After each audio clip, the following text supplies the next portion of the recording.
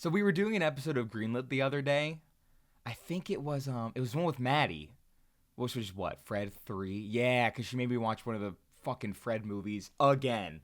So we were doing an episode. If you don't know, I Can't Believe Got Greenlit is the other podcast that we do at Quaywood Productions, and it's me and the other knucklehead that runs Quaywood, Nick, and we always have like guests, right? So we try to get guests from the movies, but then sometimes we just have like our friends. So we had Maddie on the show, which is Nick's girlfriend, and it's guest choice if they're on the show. So Maddie chose Fred 3, Camp Fred. Or Nick chose it. That was like a weird point of discrepancy that might have accidentally broken the two of them up. Greenlit might have ruined like a 4-year relationship because of fucking Fred. No one knows who picked Fred. But anyway, we ended up covering Fred 3, Camp Fred. And before we started recording, like I hop on Zoom and I just say hi to them and I'm in like my PJs, whatever. It's just like a general catch up, like before we hit the record button, you know what I mean?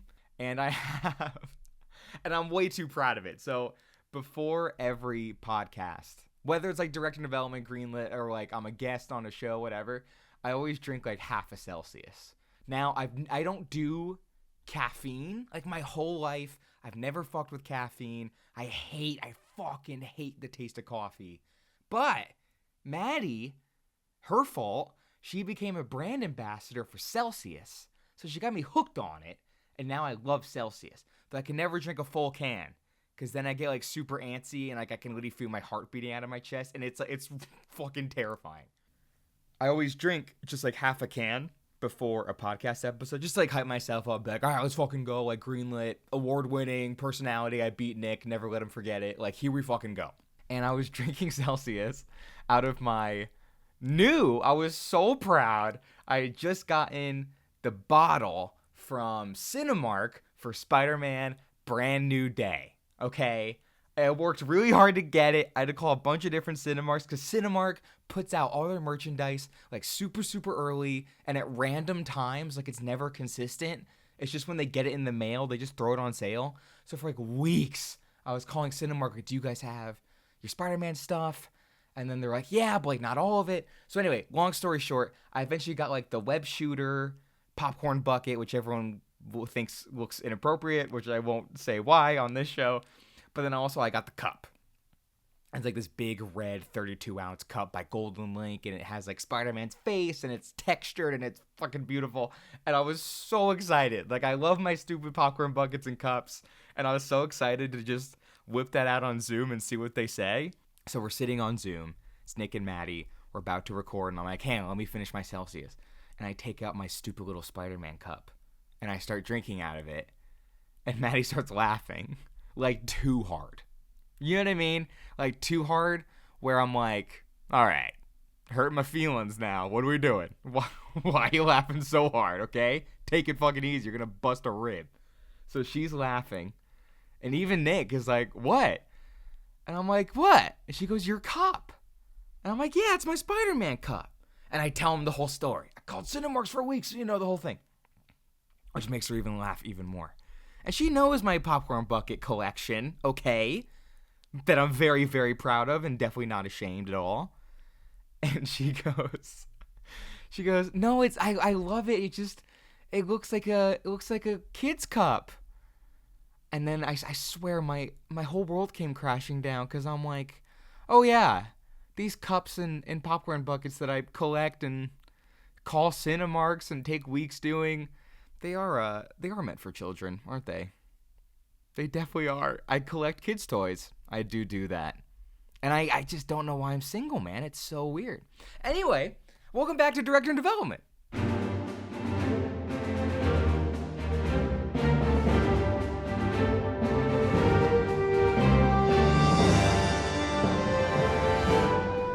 Welcome to Director and Development. I was about to say one of your hosts, but there's only one.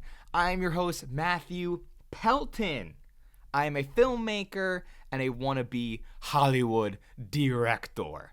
You know what's interesting? I had a class at Emerson once, which, by the way, if you want to hear my time at Emerson, there is a 4-part fucking mega series on Quaywood Productions or Director and Development on Spotify, Apple Podcasts, wherever you listen to your podcasts, you can find this podcast. Yeah, this one. And I Can't Believe It's Got Greenlit, which I was referencing earlier. And guess what? We have an episode covering Fred 3, Can't Fred. And if I seem like very agitated and annoyed in that episode, it's because now you know Maddie kind of gave me a backhanded compliment right before we started recording. And the whole episode, I'm like, I'm going to break these two up, dude. She's dead to me. But anyway, I had a class at Emerson, and the teacher goes, hey, like, what do you do?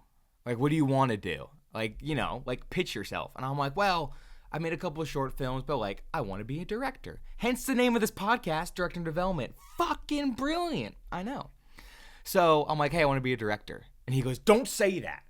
I was like, what? Like, he almost got upset. And Keelan, this is also, like, I won't say names, obviously, but this is a guy that in his spare time, as, like, a part-time gig, works in a fucking prison. Like, this guy's insane in, like, the best way. I love this guy. I fucking adore this guy. You know, genius. Like, creatively, he is so smart, super funny. But, like, he was raised in Boston. He's seen some shit, okay? He's seen some hardcore shit. So all of a sudden, this dude goes, don't say that. And I'm like, oh my God. Like, I think I just shit my pants in class. Why? Like, what did I say wrong? And he goes, don't say you want to be a director. Say you are a director. Own it. You are a director. He's like, on those shorts that you direct. And I'm like, yes. I think technically one could argue yes. He goes, then you, sir, are a director. And I walked around with that mindset of like, that's pretty sick. It's not even like a fake it till you make it thing. Like, no, I did direct. I'm a director. I'm not a director in development. I don't want to be director. I am a director. Okay? And then like a year or two later, I forget if it was like a job interview or if it was a different professor, but I said, my name's Matthew Pelton and I am a director. And he goes, ooh. Like he literally repulsed in his seat. I'm like, what? Some guy from fucking prison told me to say that. And he goes, don't say that.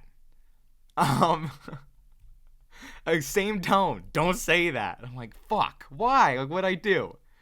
And he's like, if you, at this age and this early in your career, if you walk around being like, I am a director, you look like an asshole. If you apply for something and say, hey, I'm new and I want to learn and I'm eager and willing to do anything, they'll probably hire you. If you go into an interview saying, I'm fucking great at this, I know I'm great at this, hire me, it's probably not going to work. So I don't know what the fuck I am at this point. All I know is I'm Matthew Pelton and you're listening to Director and Development. Those two are like objective facts. Everything else, I don't know. I know I've technically made shorts. I know I've technically directed, technically written, technically edited. What does that make me? I think I'm just like a film fan. That's all I know. But anyway, I'm your host, Matthew Pelton. I am a filmmaker, and I do think I am a wannabe Hollywood director. Now, if you've listened to the show before, this episode's going to be a little different. It's the same structure. It's just me talking right at you, right into your beautiful ears. I am so sorry. I should like drink tea or something before doing this show. Or like something to make my voice sound cooler. Maybe I'll start smoking cigarettes so I can sound like fucking sick. Or I can like do this show either when I just wake up or like when I'm going to bed. So I have like that sexy Matthew Pelton voice. I've been told that sounds like I'm making it up, but I don't worry about it. I've been told that I do have a good voice, especially when I'm going to bed. So a lot of the time when I make voice messages for people, I'll do it right before I fall asleep so I sound like really cool. I do that all the time, especially when I'm like making a voice message for a woman. I'll be like, I'll wait till fucking 3 a.m. to record that shit, dude, because I want to sound cool as hell. So maybe I should start doing that with this show. Because right now you're just getting like the loud, goofy, like agitating / annoying Matthew Pelton voice, and I'm really sorry. But anyway, if you've listened to the show before, this episode is going to be a little bit different. It's just me talking, and we do have a guest. I've been told by guests that have done both shows that Director and Development is much more preferred because I'm not there. Isn't that awesome? Real quote, by the way. So anyway, that's going to all be the same in terms of kind of the new format of the show. If you listen to the last episode, I teased that we're going to kind of change the format of Director Development, change up the structure a little bit, And we have done that. Me and Nick sat down, as in, I didn't run any of this by him, didn't pitch any of this to him, and he's hearing it for the first time in this episode. So, Nick, if you're listening, I hope you like it, and I hope you don't fire me from Quaywood or cancel the show, because you are 100% in your right to do that. I hope you like it, buddy. I came up with the 3-act structure, okay? Directing development is now once a month. It's all about me trying to break into the film industry, and I wanted to highlight that as well as talk about movies and also what we're doing in terms of Quaywood without giving away a bunch of stuff. So, we have 3 acts. Act 1 is Quaywood stuff. What has Quaywood been up to in the last month? What is some behind-the-scenes stuff that Quaywood has been up to? Stuff that Nick is probably going to get mad at me for sharing, but not enough that Nick is going to quit or fire me, if that makes sense. I can't tell you plot details about short films we're working on, but I can tell you we're working on short films, for example, which maybe I'll get into in a second. Act 2 is more career-focused. How am I trying to break into Hollywood itself? Stuff outside of Quaywood. I see Quaywood as like my main thing, but clearly Quaywood makes 0 money. And if it did, Nick, like the thief he is, would steal it all. I probably shouldn't keep that in, but fuck it. I'm keeping it in. Nick, I'm really sorry. I want to make it clear that was a joke. Nick, I love you. Second act, again, more career stuff, like an actual job, a paying gig, trying to network with people, getting on sets, etc. And the third act, which will probably be the shortest, but one that I do think is important, is what movies have I seen recently? And my thoughts on these movies. I think part of learning how to make movies is watching as many movies as you possibly can, especially kind of forming your own opinion and your own voice and what you like and what you don't like in movies. Forget kind of like the general audience and what they think of a film. Go watch it yourself. So I want to talk about some movies I've seen in theaters, out of theaters, and just give my opinions on them and how they're affecting me as a filmmaker. But these are the 3 new acts of director development. This is how the show theoretically will be formatted moving forward till the end of time or until it's announced I'm directing Avengers 9. That's when this show ends. I forgot to say that, didn't I? God damn it. And I'm way too lazy to go back and fix it. So we're just going to keep it here. This is the show that does not end until it's announced I'm directing a Marvel film. So there is an ending to this show. So this is theoretically the structure until I get the fucking phone call from Kevin Feige. The second my phone rings from Kevin, you'll never know the new movies I see. Which I know you're bummed. But anyway, welcome to the new and hopefully improved director in development.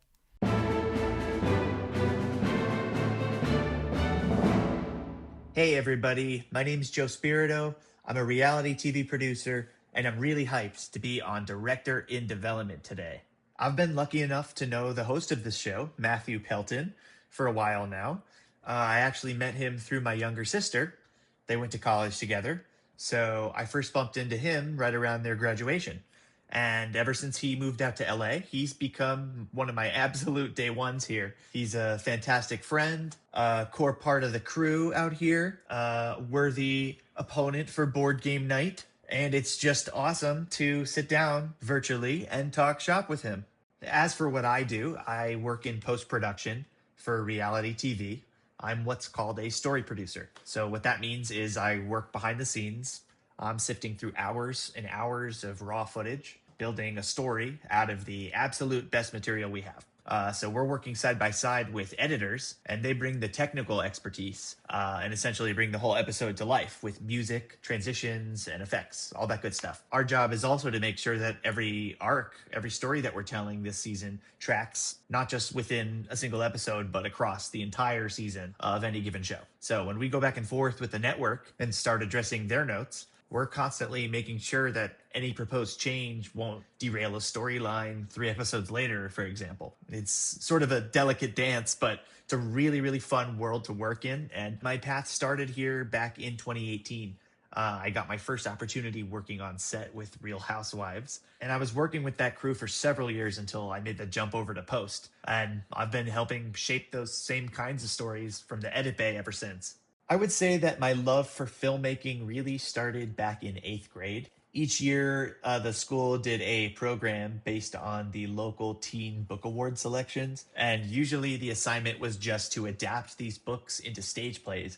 Well, my year, they did something a little bit different. They actually turned the project into a mini film fest. So the second that project was assigned to us, I became completely obsessed with the idea of editing my group's film. I was actually given the opportunity to do exactly that. And honestly, the end result, I don't remember it being anything special, but I would say that that was the true genesis of everything for me. Some point after that, I started making these ridiculous YouTube videos at home, like shooting a horror spoof of a haunted doll chasing my little sister around the house, or dressing up like a grandma, complete with a wig and lipstick. I think lipstick. I don't really remember. Actually, maybe lipstick. I don't remember. But from that point on, through middle school and high school, if there was any assignment where I could turn a video in instead of a paper, basically, I would do exactly that, with the main goal of just making everybody laugh. I took video production courses in high school because they didn't really feel like classes. They felt more like dedicated time slots just to make more movies. Eventually, I went out to Chapman University in Orange County to study television writing and production. And honestly, looking back, I don't know if going to film school is strictly necessary to do what I do, but probably the biggest value of going to school in Southern California is the networking. You end up making a ton of lifelong friends, which is exactly how I landed my break. A good friend of mine who grew up in Southern California had a neighbor that worked in reality TV. So that neighbor got him his first gig right out of college, and then he pulled me in right behind him. And as they say, the rest is history. So a normal day really depends on what phase of the edit that we're in, because my job evolves completely from the moment an episode is conceived to the time that we lock in the final cut. In the beginning, none of the footage has been touched yet. So my first few weeks are spent drinking a lot of coffee and drowning in the footage, anywhere from 15 to 40 plus hours, maybe 50 on the long side of material for a single assigned episode, especially if it's a big cast trip where, for example, cameras are rolling nonstop. It can be a lot of footage. And during this phase, I'm basically watching everything, making little notes on the footage, anything that I find interesting, familiarizing myself with everything that's going to happen this season, the overarching storylines, and mapping out where my episode fits into the larger puzzle. The next phase is really all about sifting and carving down the footage. Some days are spent taking a chaotic 3-hour dinner argument, whittling that down to 30 minutes, then 10 minutes, and eventually a tight 3 to 5 minute scene. I'm also writing interview questions for our cast, coming up with voiceover lines to help bridge some narrative gaps. Early on, the goal is to prepare these structured assemblies for our editors who come on a few weeks after us. And they take the story backbone and elevate it with music, with effects, transitions, etc. By the tail end of an episode, my days typically revolve around network notes. So the initial round of network feedback on an episode can sometimes be intense. Sometimes it structurally shakes up or blows it up. And it requires some major rebuilding and some brainstorming. But as soon as we address those notes and move through the subsequent drafts, the notes usually get a little bit more granular. Swapping out a soundbite, finding a fun throwaway moment for a flashback, or, tweaking just some music. But once those minor tweaks are addressed, we hit something called lock cut, and it's on to the next one.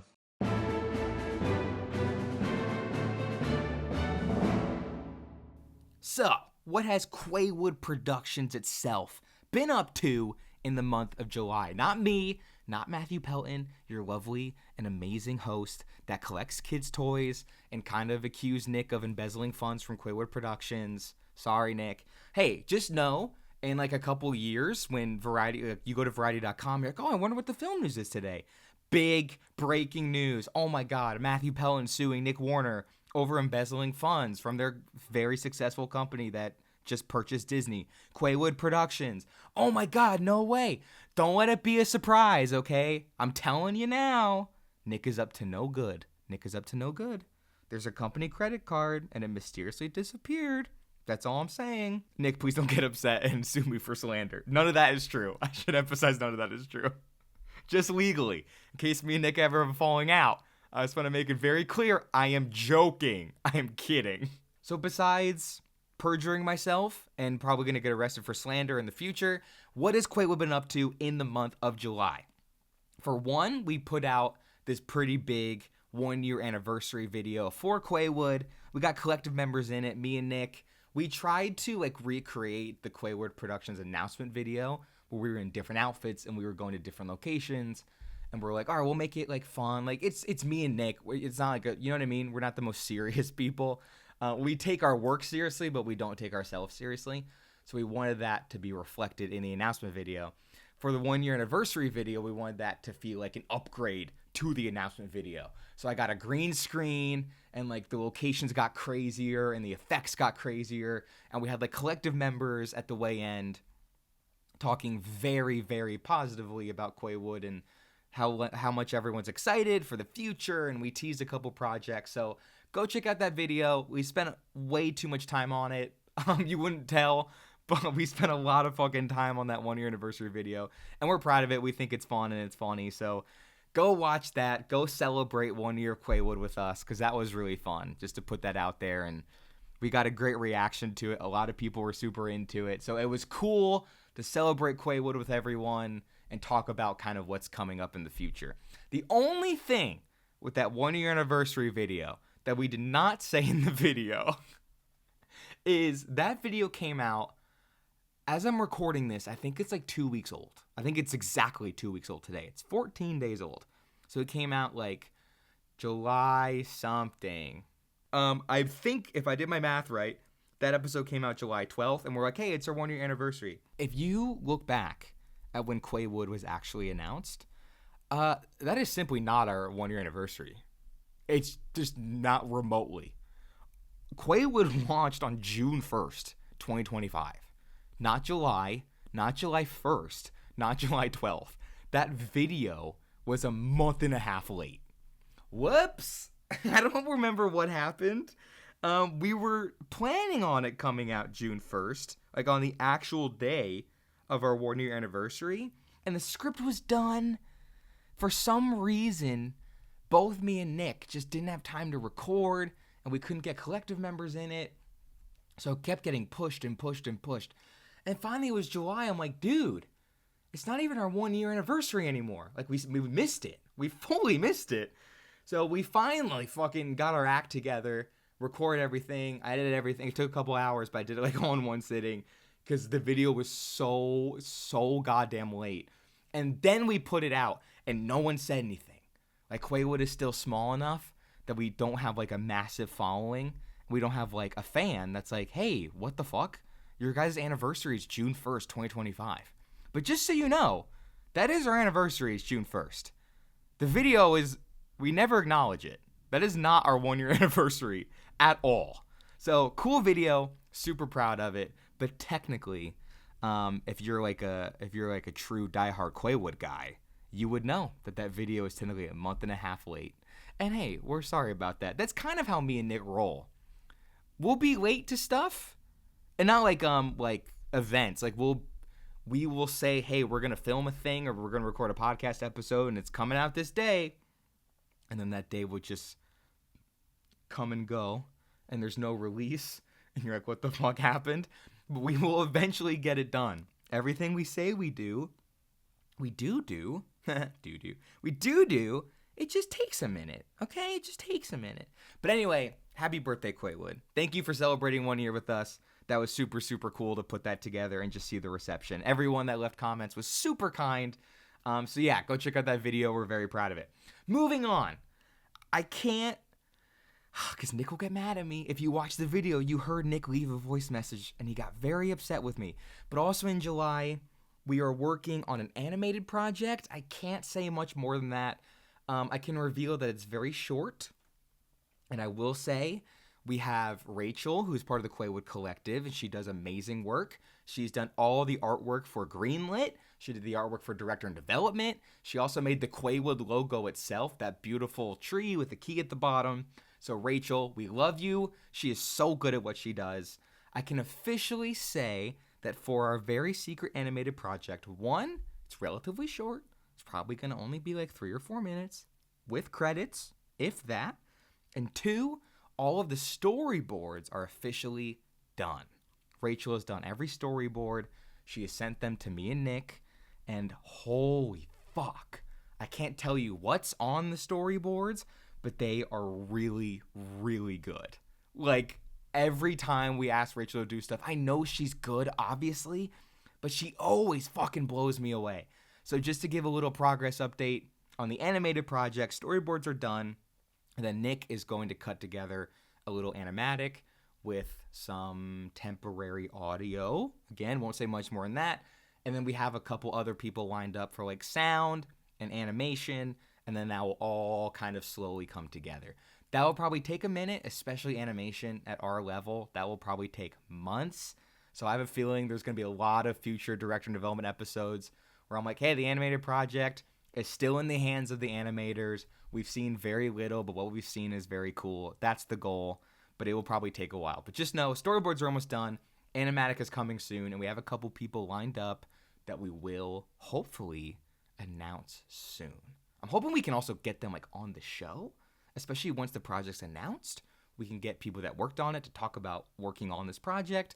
It'll be super cool, but just know that is slowly chugging along. Also, interesting July Quaywood update. Definitely did not see this coming. I woke up a couple days ago to a voice message from Nick, the embezzler, as I call him, privately, behind closed doors, the embezzler. And he basically, the way the podcasts work is director and development, obviously I host, but also I release. So like I have access to the statistics. I put it on Apple Podcasts and Spotify and YouTube, etc.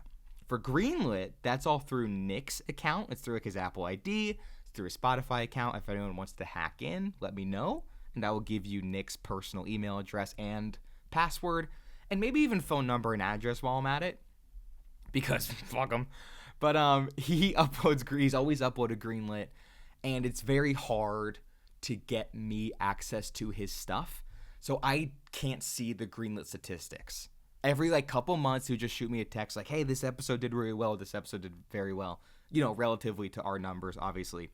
But I got a voice message from him the other morning, and he goes, dude, I checked out the Greenlit statistics since starting Summer of Sequels, where we've had guests that worked on the shows, and we're covering sequels to movies we've already covered on the show. And it's been like a very fun borderline spin-off almost, but it's been a blast covering sequels and kind of coming back to these universes and worlds that we've talked about and we know the players. So we went to go check it because we haven't checked it in months. And surprisingly, they're all doing much better than normal Greenlit episodes do.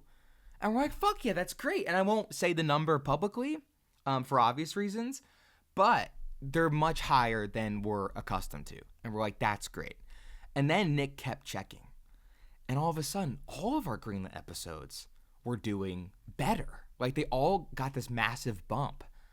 And we're like, oh my God, is it finally happening? Are people finally listening to Greenlit? This is great. For like 3 years, our most popular episode was our first episode, which is The Adventures of Shark Boy and Lava Girl, which is to be expected. It's the first episode of a podcast, so if you're checking out the podcast, a lot of people will just go to the first episode. It's like a TV show. You start with season 1, episode 1. Do I think Shark Boy and Lava Girl is our best episode? No. I don't think it's even close, to be honest. But it's our most popular. It's also our most popular on YouTube by like a lot. But recently, one of the summer sequels episodes beat it. Like, Shark Boy and Lava Girl is no longer our most played episode on Spotify. And I'm like, what the fuck? So then the plot thickens. So he goes, there's a big map of the world on the Spotify statistics, and it shows you generally like what country listens to your show and like what percentage of listeners is from specific countries. So majority of people listen from the US, which is no surprise. And then there's like a little South America represented because my dad lives in Ecuador and he listens to the show. There's sometimes like a little Germany represented because I have a friend named Lisa. Shout out Lisa. She fucking rules. And she occasionally put on an episode. And then you have like stragglers. So there's like the UK will get one, or I think we had like Denmark once, and we're like, oh, that's pretty cool. Someone from Denmark fucking listened to Hop or whatever. Like, it was a random ass episode. We're like, that's sick. So he checks the statistics and he checks the map. And the US is no longer number 1. And for some reason, number 1 at 74% is Vietnam. Which is so weird. For some reason, I can't believe this got greenlit. A show where we talk about movies made for kids from the early 2000s is blowing up in Vietnam.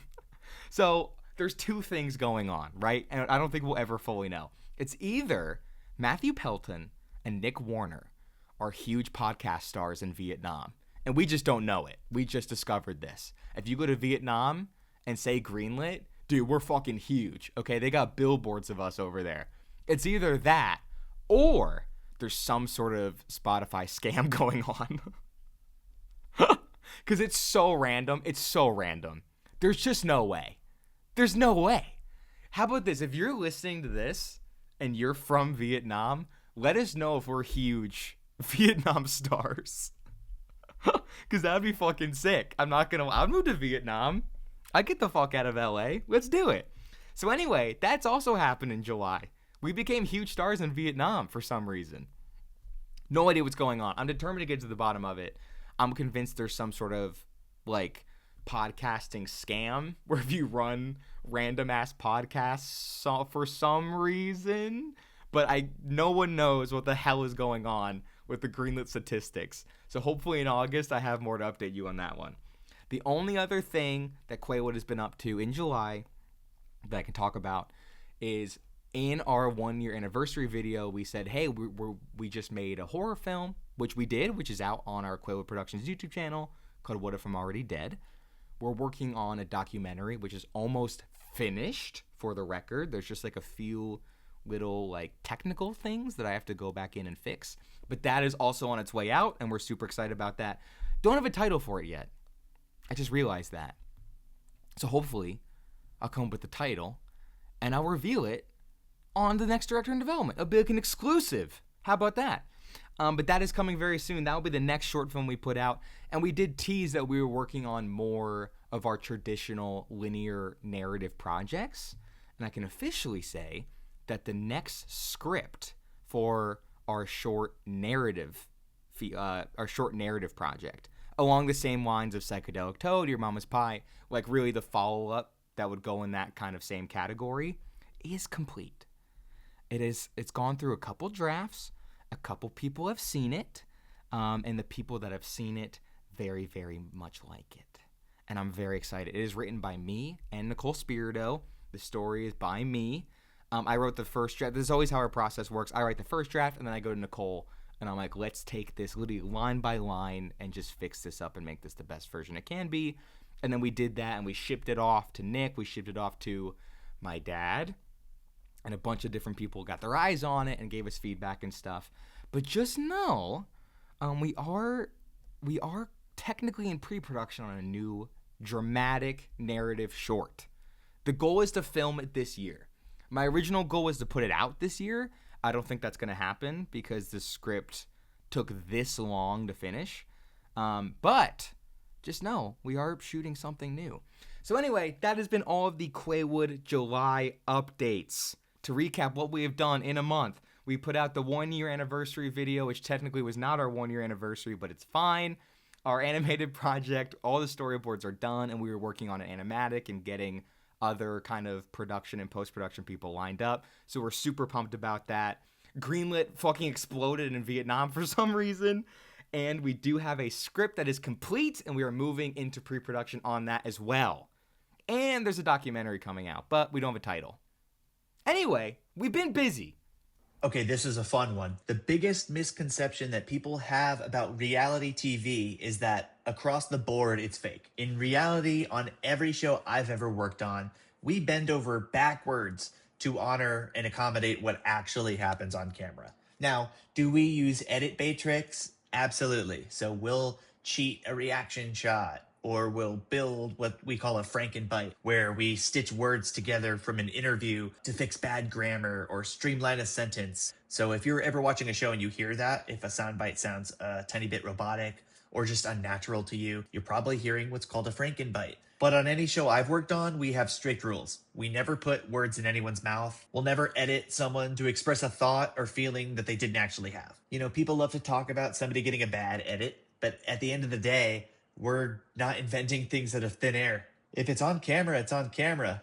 So turning hundreds of hours of raw footage into a tight 42.5-minute episode is a massive process, and it typically spans about 2 to 3 months. On the first day, we start with a story grid divided into 6 columns, one for each act of television, separated by commercial breaks. The grid lays out the initial intended scene order, although it's written in sand. If I see a better structural move, like swapping 2 scenes out to build better momentum, I have the flexibility to pitch that and test it out. From there, I'm just diving into footage. My first few days are spent watching all the raw material for my episode. I drop markers on interesting moments, funny lines, anything that's worthy of being in the season trailer. I'm pulling all that stuff, but I'm also, just pulling foundational coverage, entrances, greetings, food orders, everything to ground the scene so that the audience feels like they're right there at a restaurant or a Pilates class. Then you have to kind of pull the meat of the scene, whether it's a couple talking about trying for baby number 2 or friends gossiping about a third friend. You pull those moments from the footage, throw them in your assembly edit along with all that entrance, hugs, kisses, everything, and then you shave the scene down to a focused 5 minutes or so. To close some narrative gaps, you may be writing interview questions for the cast, and then someone on the team will conduct those interviews. Within a few days, you can drop those fresh sound bites directly into your cut. Then, once an act of my episode's assembled, I'll send it to the heads of the story team for some internal notes. These are just rounds of notes that the team handles in-house before we send it out to a network. We make all the tweaks and then we hand it over to an editor who adds music and a visual polish. Finally, we go through the notes gauntlet. The network gives us their big structural notes first, followed by more medium tweaks, and eventually minor fine-tuning until we reach lock cut. And that's how hundreds of hours becomes one episode.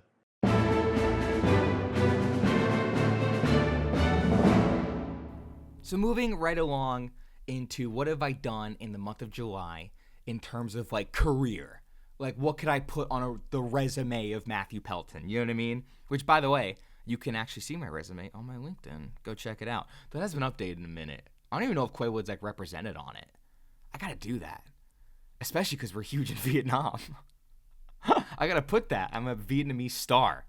But anyway, in July, I have done a lot of days as a production instructor at a film summer camp. I don't want to say the name of the summer camp or where it is, obviously, because that would be not cool.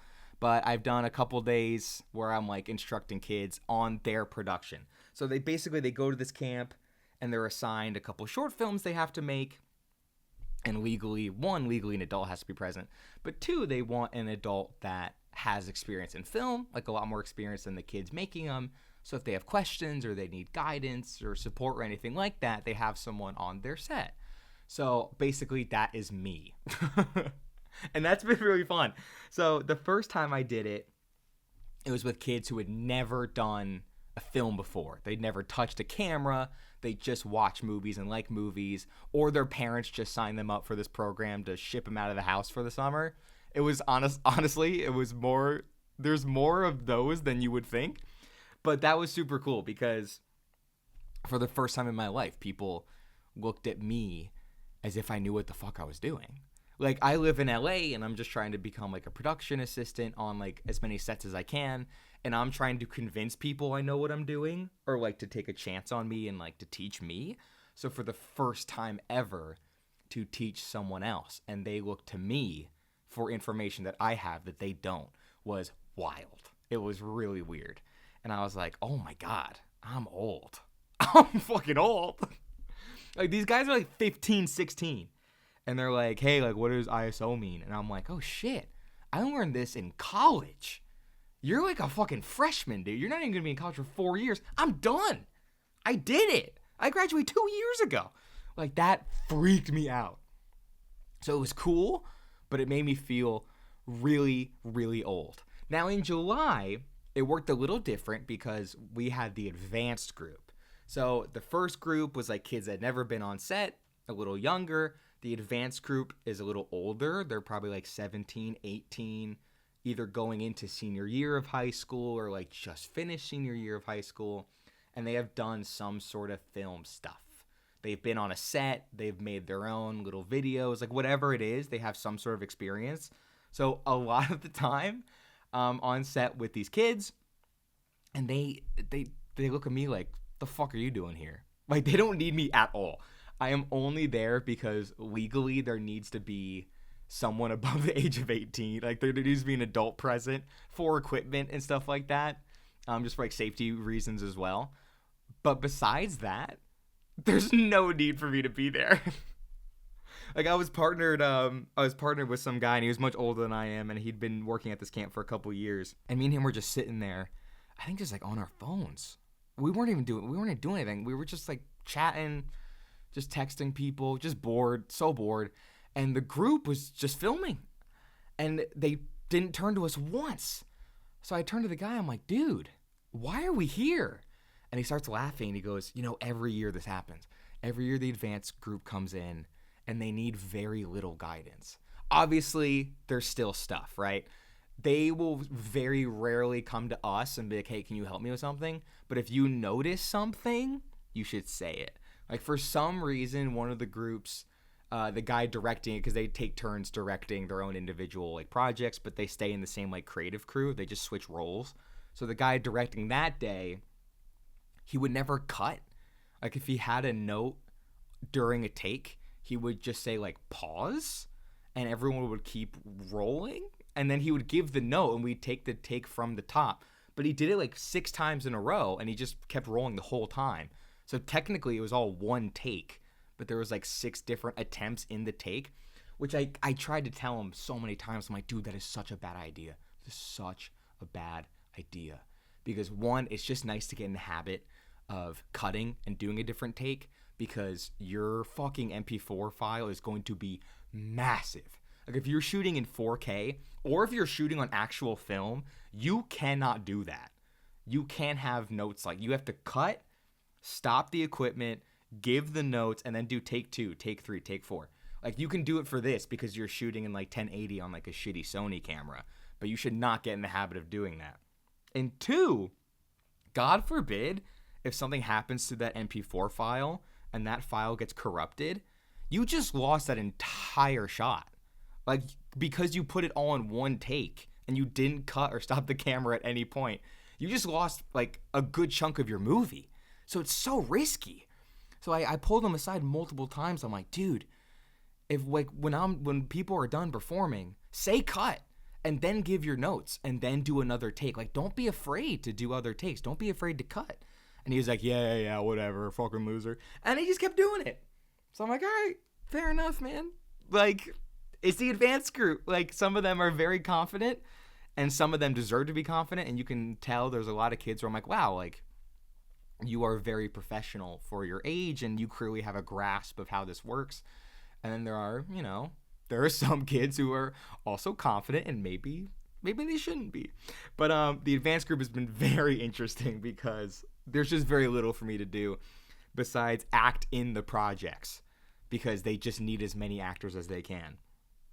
So the only other thing that I have to report about like working at this camp is I'm acting in every single project, and some of them are easy, right? Some of them I was like a dance competition judge, but I had no lines, so I just got to sit there and look like really disgusted at one of the performances. And I'm like, I can do that.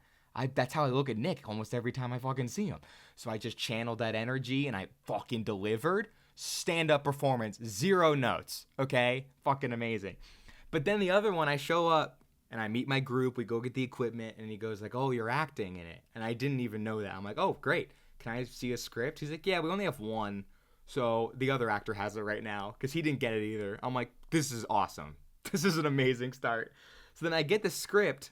It's supposed to be a maximum of 6 pages. The script was like 9 pages long, and I had so much dialogue. And he goes, how are you with memorizing? As we're walking to set. I'm like, dude, you just gave this to me. And it's like, there's like 3 monologues that my character has. I'm like, there's no way. And for the record, I suck at memorizing. So good fucking luck. Like, you're going to have to find a way to cheat it, because you screwed that up, dude. There's just no way. And I've been told that, like, they can get access to our emails. Like, they can reach out to our bosses and be like, hey, my production instructor in a couple of days, I need him to be memorized. Can you, like, send him the script via email? And just no one did that. So I'm like, what the fuck? So not only does he say that, he then turns to me and he's like, by the way, have you ever seen Dead Poet Society? I'm like, dude, it's one of my favorite movies of all time. Love Dead Poet Society. It's one of the reasons I make movies is Dead Poet Society. He goes, perfect. You remember Robin Williams in that movie? I'm like, of course. Great. One of the best performances of all time. And he goes, for this, I just need you to do that. And he just walks away. So he gave me a 9-page script, told me to memorize it, and then said, by the way, you know how you're not an actor? Just do Robin Williams in Dead Poet Society. The fuck? Just do one of the best performances in cinematic history. Could you? Thanks, buddy. Shut the fuck up. There's no way. Get the fuck out of here, dude. That's crazy. So most of the day was me in a button-up, and they put me in like this little sweater on top of the button-up, but he didn't like know my size, so he got a small. So it was this sweater that was just like choking my neck and all of my bones. It felt like a corset. They basically put a corset on me. So I had a button-up and a corset and like these fake little glasses, even though I wear real glasses. And I'm like, hey, can I wear my glasses? And they're like, no, you gotta wear these. So I wore these shitty little frames, and then it was me on set. And every 2 seconds, this guy would say cut and go, why don't you have your lines memorized? I'm like, dog, you just gave me this script. And he would say cut and be like, can you be more Robin Williams? No! If I could be more Robin Williams, I would not be teaching at this camp. I would be a fucking millionaire, and I'd be doing the Oscars right now. I would be hosting the Oscars. If I could be Robin Williams on command, you think I'd be here? That's crazy. So many times I had to be like, dude, I am not an actor. You can give me 800 notes. You can direct me all you want. I'm not an actor. I don't know what you want from me. You're not going to get this Oscar-winning performance because I can't give you that. I direct. I do what you do. Like, it's just not going to happen. So, oh my God. One of the, like, roughest days of work ever.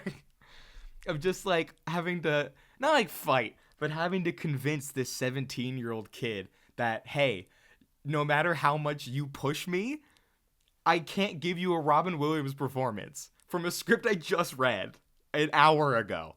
That's bananas. It's just stuff like that where I'm like, sometimes this job is tough, but it can still be like, it's still really funny to be like, this is insane. This is fucking insane.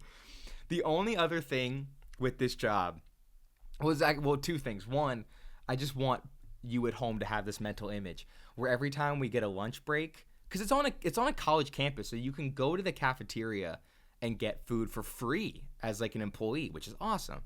And I think like my first day I got food and I sat with a couple of the other employees and we just chatted and it was great. But then like my 3rd or 4th day, I was so drained from having to become Robin Williams, which is impossible. I was so like exhausted. Not like physically, like socially. My social battery was just gone. Trying to be very pleasant and nice and cordial, whatever. So I went, screw the cafeteria. And I just went to my car, which is parked in like the employee garage. And I just blasted Oasis. And I just sang my heart out for an hour and a half.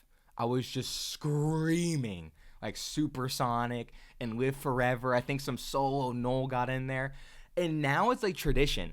Every time I go to work and it's like my lunch break, I just go in the car and sing. No one sees me anymore.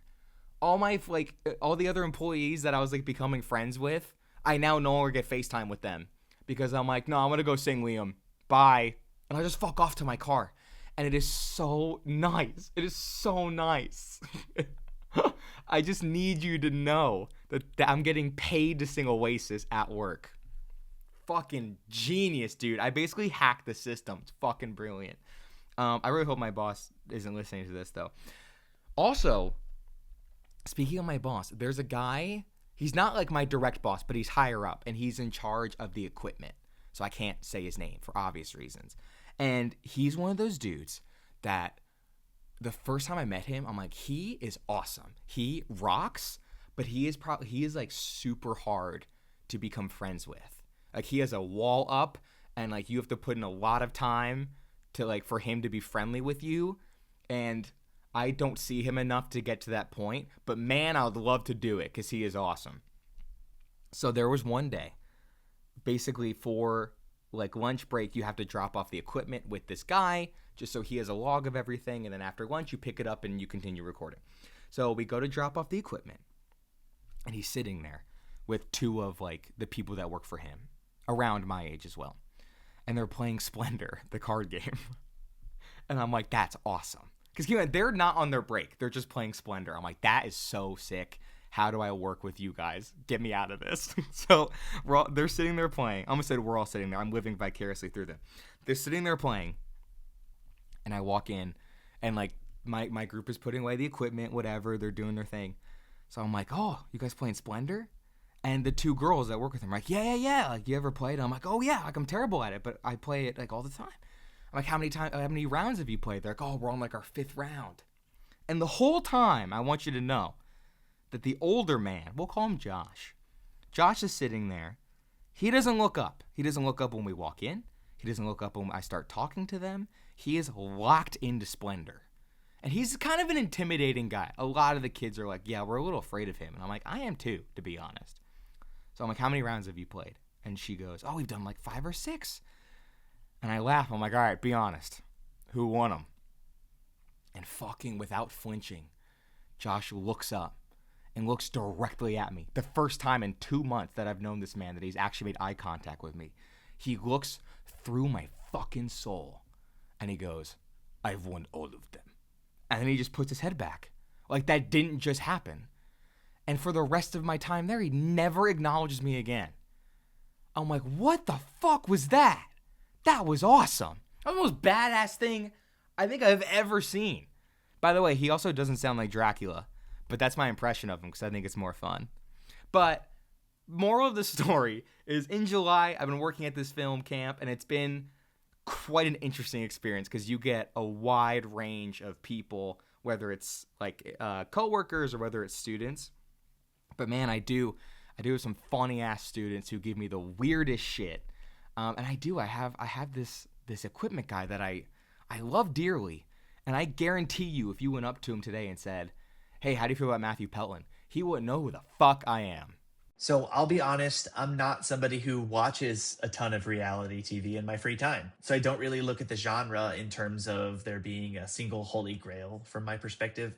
That being said, I have immense respect for the people who do this work. From the editors to the story producers to the senior producers, you can see everybody's fingerprints on everything. So instead of just studying one show, I think aspiring editors, especially those who want to work in unscripted, they should look at how the genre functions as a whole right now. I think we're in a real renaissance right now. It reminds me of the Beatles and the Beach Boys in the 60s competing. They were constantly trying to outdo each other, but at the same time, simultaneously so inspired by each other's next move. So when one show hits it big, you're immediately seeing other networks responding. There's spinoffs, there's new formats building on that success. Look at Vanderpump Rules taking off as a spinoff of Real Housewives of Beverly Hills. So my advice would be to not just dissect one episode of one show, although I'm sure there exists a masterclass example, but just watch everything. Pay attention to what's popular, pay attention to what production companies are borrowing, and pay attention to the different narrative techniques that are becoming popular, because that constant cross-pollination is the real masterclass. If you're looking to make it in Hollywood, I will keep it short and sweet. Be kind, be smart, make lasting friendships, go to fun events, meet new people. Don't be afraid to be a squeaky wheel. Tell people what you want to do and be genuine. Put yourself out there, do good work, lift up your friends, and your friends will lift you up. Honestly, that's how you make it to the top. If you want to break into unscripted specifically, if you're a total people person and you love meeting new people, maybe you want to work with talent and you want to shoot real stories out in the wild, the field is where you belong. Unless you want to work in grip and electric, which is also cool, but then you just need to be really good at lighting. If you want to work in post in the story department, that might be good for you if you're great on a computer and you know how to press buttons. But also, if you're a good Googler, if you're super resourceful, hopefully you have a sharp memory for tracking footage, and most importantly, an eye and an ear for editing. Above all, if you want to work in story, you have to be a good storyteller. Software and tech skills are really important, but at the end of the day, understanding how to tell a story is really what makes you succeed.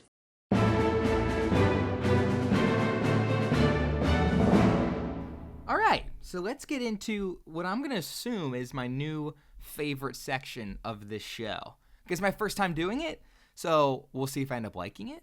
It might not stick, you know what I mean? Like, if you guys have any feedback for the new structure of the show, I would love to hear it, because it's still in development. See what I did there? I'm really sorry about that. But what movies have I seen in July in theaters? Because again, I think seeing movies is very important to working on your voice and your style. So I have seen Supergirl. Obviously, I'm a big superhero guy. I did watch Christopher Nolan's The Odyssey. I watched Evil Dead Burn very recently. And also in July, out of the theater, I've been on a huge X-Men kick in prep for Doomsday. I watched Pale Rider with Clint Eastwood for the first time, also directed by Clint Eastwood. I watched Shang-Chi since the first time since it's been in theaters, and same with Black Panther Wakanda Forever. I obviously watched both of those in theaters, I think twice. I'm trying to watch all of the Multiverse Saga twice, like in theaters and then like a Disney Plus run. And those were the two movies I had not seen since they were in theaters. So let's talk about movies that came out. Supergirl. I was very surprised at the response to Supergirl, because James Gunn very famously was like, hey, if I'm not writing the movie in the new DCEU, for those who don't know, James Gunn is running his own DC universe. He took over since the last kind of Warner Brothers disaster. But he did last year's Superman. He did Creature Commandos. He works on Peacemaker. And he's also doing the Superman sequel, which comes out next year. But Supergirl was the first film in his new DC universe that he did not write or direct. So it's kind of a big moment of, how is this really going to go if he's not creatively at the helm? You know what I mean? He's obviously a producer and he's like involved in the production, but he did not write or direct it. So I was very surprised when early reviews came in and they were not good. People did not like Supergirl. A lot of people kind of claimed it felt like a cliche MCU film. It felt almost like a middle of the road phase 2 or phase 3 MCU film, like a Thor the Dark World or something like that. And there was a very controversial needle drop at the way end, which we will get into. So I went into Supergirl very nervous because I like Millie Alcock as an actress. She was in one of the Game of Thrones spinoffs, which I didn't watch.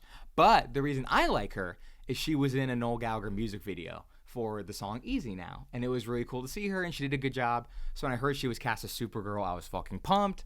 And then she had a cool scene at the end of Superman, but it was just one scene, so it was kind of hard to tell like how she would be as Supergirl.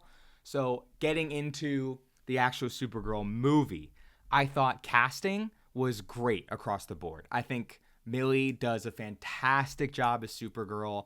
I think she's cast perfectly. And I know she's coming up in Man of Tomorrow next year, so I'm really excited about that. Jason Momoa as Lobo. Not that I was nervous, but we just saw him as Aquaman not that long ago. So I'm like, it's weird that he's already back in the DCU. Or like he's back in DC movies, but as a different character. I was worried it would be distracting. It is not. You could tell the second he's on screen that he's been wanting to be this character for years. And he's just so fucking excited to like be in the makeup and to be in the costume and to do all the crazy Lobo shit. Like his passion and love for playing Lobo comes across in the movie. So anytime he's in a scene, even if it's not like the best scene ever, like his enjoyment is so palpable and it's so much fun to watch because like he's just having the best time of his life. So performances were very good. I will say overall, I quite like Supergirl. Does it feel kind of like a middle of the road MCU films? At times, yes. Like it is definitely a superhero movie that is not reinventing the superhero movie wheel, if that makes sense.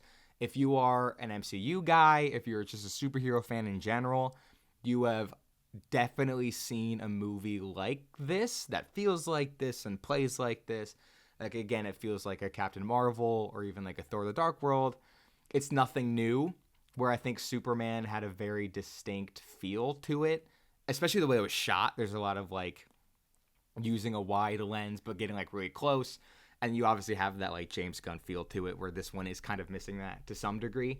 But listen, I'm a superhero guy, so like I like that superhero feeling when a movie, it's almost like it's like a Liam Gallagher, where Liam, when he was doing a solo career, famously was like, listen, I'm not trying to fucking reinvent the rock and roll wheel. I'm just trying to do exactly what it says on the fucking tin. That's what Supergirl is. They take exactly what the parameters of a superhero movie are, and they do them pretty well. You know what I mean? It's a very enjoyable superhero time. I like that feeling. I like fun action and like when the characters are fun, and I was having a good time. Is it my favorite superhero movie of all time? No. Also, the needle drop, I didn't hate it. If you don't know, there is a weird cover of Jimmy Eat World's The Middle at the way end of the movie. And when it first starts, it's weird. Like even me, who didn't mind the needle drop, when it first hit, I'm like, what the fuck is that? That is so bizarre. And then by the end of the needle drop, I'm like, you know what? I kind of didn't hate that. Like, I get what it was doing. Though, I could totally understand how it's, like, incredibly jarring and could, like, really take you out of the scene. Because it's so weird. And I know, famously, like, behind the scenes, they couldn't figure out what song to use, and they were going back and forth for, like, months. And that was, like, a James Gunn choice. But I didn't hate it. I really didn't hate it. In fact, the more I thought about it, the more I'm like, you know what? It does take some time, little girl in the middle of the ride, dude. Everything will be just fine. So, Supergirl, would I recommend it? Only if you're like a big superhero fan to begin with. If you're not the biggest superhero guy, like you're not super sold on them, unless it's like a big like Avengers thing or like a big Spider-Man movie, I would not watch this. I think you're just gonna get more sour on them. So basically, to my dad, do not watch Supergirl. But if you're a fan of superhero stuff and you're like, oh, this one looks interesting, it'll be fun to see Millie Alcock as Supergirl. I wonder how she does, and Jason Momoa as Lobo. All that stuff really worked for me. I think it's a fun story, cool characters, and yeah, it gets the job done. You know what I mean? It's like eating a Hot Pocket.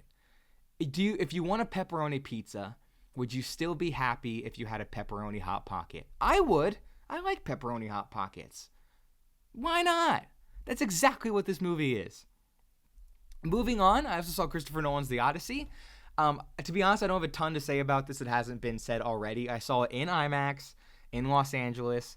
My theater was super into it, which was really cool. Like, my entire audience was, like, clapping at scenes, and there wasn't a single phone. No one spoke a single fucking word. I would say you could hear a pin drop, but The Odyssey is, like, the loudest fucking movie I have ever seen in my life. It was literally like watching a concert at AMC Century City. It was insane. But The Odyssey, I thought was really, really, really good. I don't think it is Christopher Nolan's best film. I do think that is Oppenheimer. But I feel like Oppenheimer and this one, there's just like a weird sense of like confidence. Where, not that the other Christopher Nolan movies aren't confident, because obviously they are, especially something like Inception and Interstellar. But the last two, this and Oppenheimer, feel very similar, and it just feels like Christopher Nolan has really found this specific groove, and he just feels like a master at his work. Like, he does. All the other movies are like fantastic, and they're really good, but he has now reached a point where he has just like perfected this craft, and he knows exactly what he wants to do. He knows exactly how he wants to do it, how he likes to do it, and this motherfucker is just firing on all cylinders.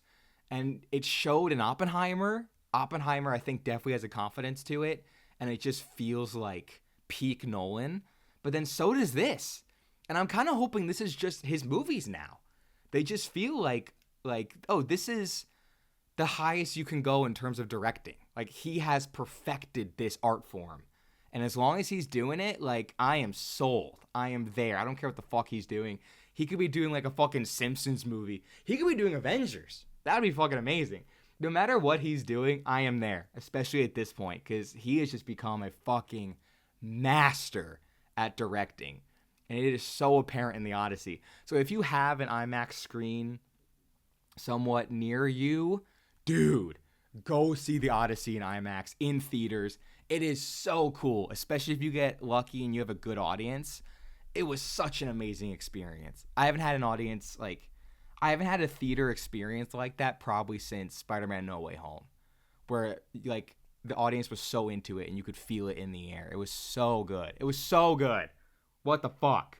Speaking of good, I also saw Evil Dead Burn, and I fucking hated it. I fucking hated Evil Dead Burn.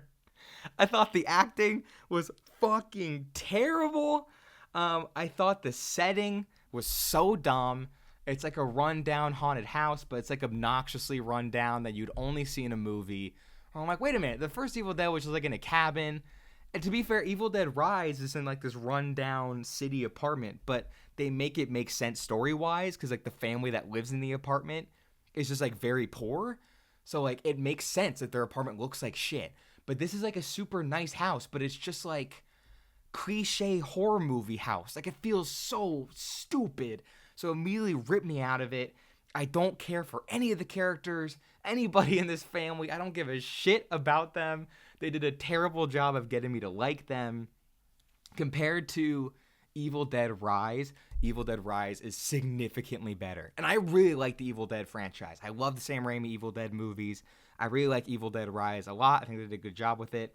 This was a real letdown for me. This, I swear to God, this felt like a fucking Tubi movie with a way higher budget. And I'm like, how the fuck did this get greenlit?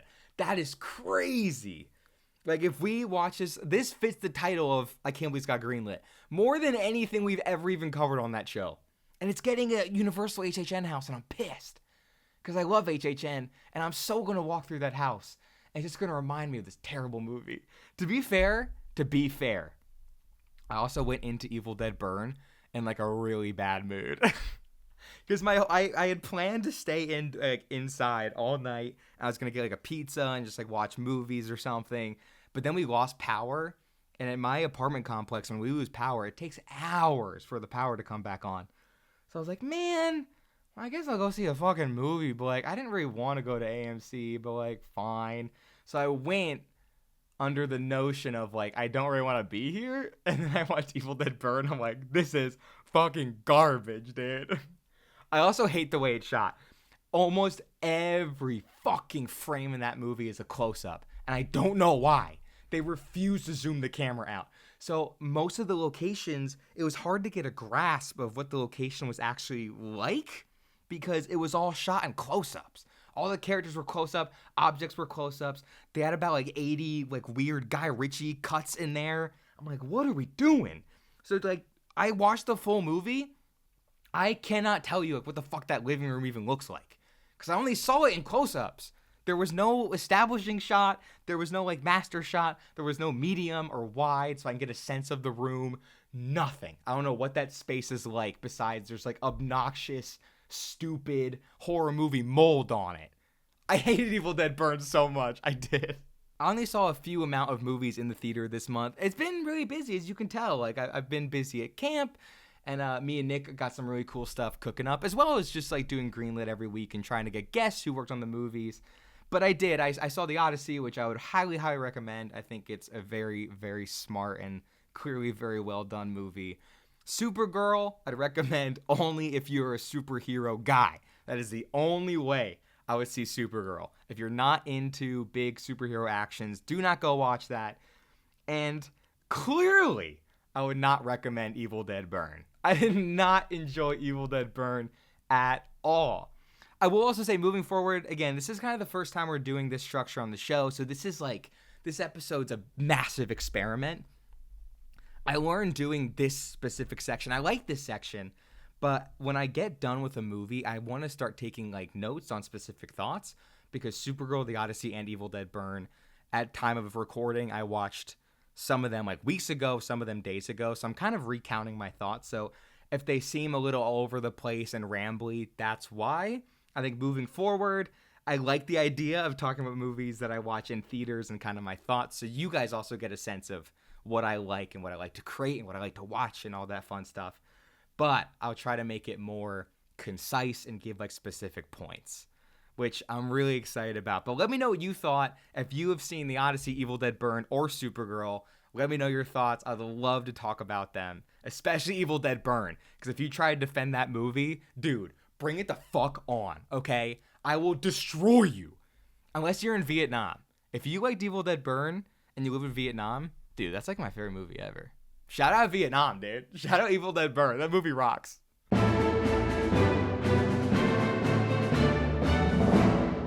So that was July. We got some big Quaywood stuff coming, and we put out the big anniversary video, which is really cool. I do, for once in my life, I have a somewhat steady job and a steady paycheck in film, which is cool, teaching film to people and getting to work with fucking Dracula, who's really good at Splendor, apparently.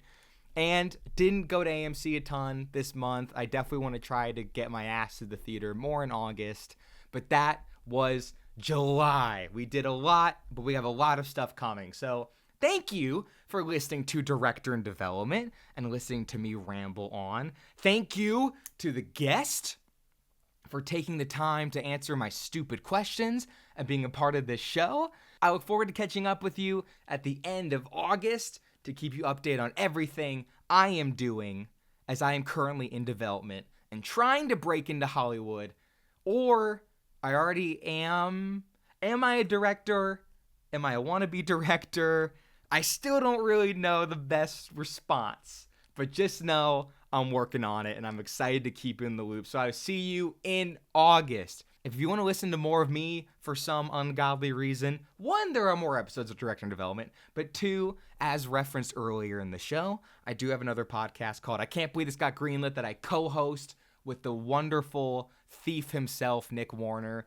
Also, if you check out Quaywood Productions, you can see all of our short films, all of our TV shows, as in just the one, and everything else we do. So please, please, please go check us out. All the support and love, we appreciate it so much, especially if you live in Vietnam. But I'll see you in August. Goodbye.